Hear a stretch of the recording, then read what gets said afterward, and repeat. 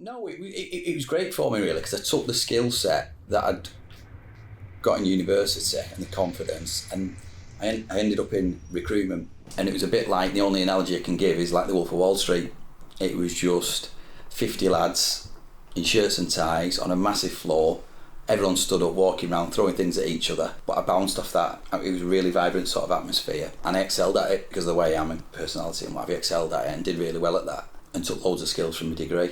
So it was all good. It was all good. But a lot of transferable skills that I took from a university degree.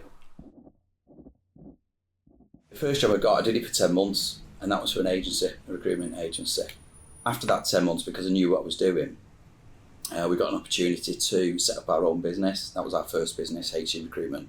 And we grew that from literally nothing, myself and my business partner, Nick, and we grew that and bolted on businesses. And we took that first business from 1999 and we sold it in 2015.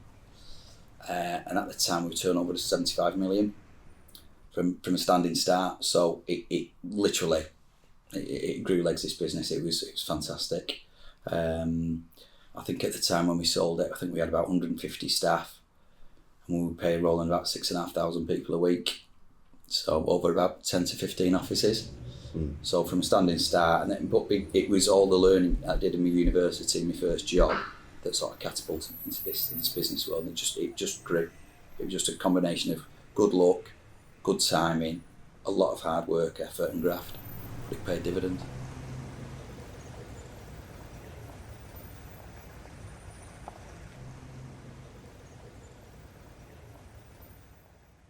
I think when you've been used to working for 20 odd years, from getting up first in the morning and finishing late at night, it's inbuilt in you to graft and get stuck in. What has been a difficult transition for me was from going from 100 mile an hour to zero very quickly. And I've always struggled with that because it's just in me to work hard. And when you stop, it's a completely different transition. So I found that tough, but then again, it's what I strive for and what I wanted to achieve at the end, but it has been difficult.